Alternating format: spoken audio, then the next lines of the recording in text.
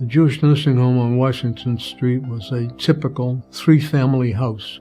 There was a rabbi, and he was the leader of a congregation in Lynn, and he took it upon himself to run this nursing home. I took my mother-in-law to visit her friend, and it was an appalling scene for me to behold, to see people reduced to a bed, to a nightstand. It had a profound effect on me. It was the old-type nursing home where they had some volunteers, some paid help, but the care was at best inadequate.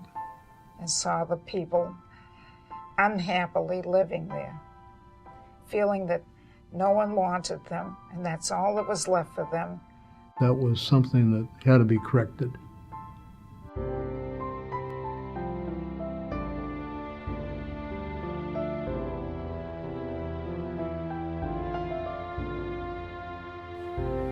Well, the JRC was conceived not by people of my age. It was conceived by many of our fathers or other relatives who saw the same things we saw and knew it was inadequate. One particular man, his name was Mr. Stahl. He was the head of the group of merchants and manufacturers who took care of the rabbi in the nursing home, and Mr. Stahl invited some of his friends, and they laid out a plan that they wanted to build a new nursing home.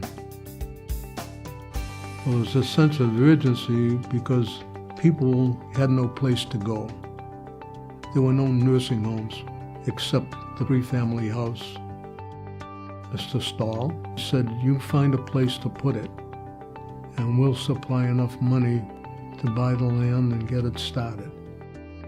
And that was given to Mr. Stahl's two sons, who went out in the community and got other young men such as themselves to get this thing going. And there were a whole slew of us. Each called a friend or two friends, and all became working members of seeing that this home was built. We had only decided to build a one-floor home because that's all the money we had. After the home was built, and I didn't have to be there all the time to watch the mechanics, I started to notice what a marvelous job they were performing. And they filled a niche of taking care of the old people in a manner that they could live in peace and quiet the rest of their lives.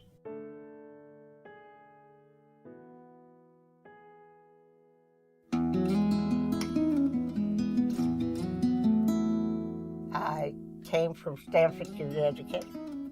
My husband bought a plant here for London Fog to make leather coats for. I moved in on June 2nd, 1972. And my neighbors across the street brought me a delicious cake and a cheese knife. And this lovely lady was Estelle Cohen. Back then, when women were home raising the children, they had spare time, and they were willing to give to the organizations, to their synagogues, the temples, Jewish Community Center, and for me was the JRC. She had just moved in to this area, so we were new kids on the block. It was not long after that the first floor was put up in the JRC, and I received a call asking if I would become the financial secretary. I agreed to do it based on the fact that I had seen this other home and saw the progress that was being made. And we had a ladies' auxiliary. The ladies' auxiliary was there to help fundraising and to visit all the people who were there. I did the programming for the meetings, and we used to have tremendous meetings. Everybody was interested in joining. They tried to raise money for amenities, for excursions, for things that were needed that the general fund couldn't afford. At its peak, we had about 350 people that were on the roster. In later years, I smiled when I saw people hired, and that was their job. They were paid to raise money. All this was done voluntarily by the women of the community. And we worked a lot of hours to do that. There was a wonderful feeling that this was the place to help. As soon as the new home opened, the waiting list grew until it was said there was a 2-year waiting period. We had one floor and didn't have sufficient money to put a second floor up, and that was the scene when a miracle happened in our lives. My husband, Victor, was a CPA and an attorney, and he specialized in tax law. My husband had a client, a very wealthy man who had no children.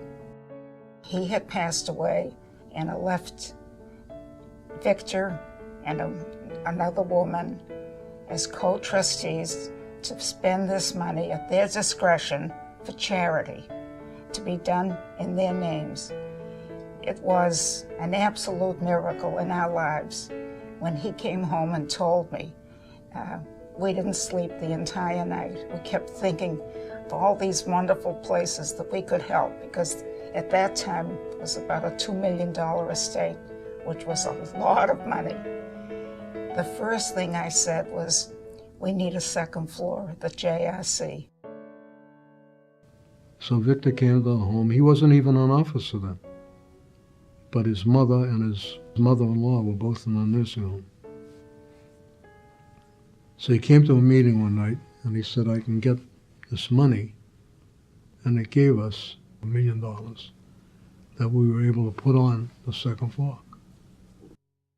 Then Victor decided he liked it so much there, he became an officer, became president. The devotion that Victor had, the caring, the concern, was very much a part of our lives. We felt very blessed. I can only put it in those words, that 2 poor youngsters had an opportunity to do that much good.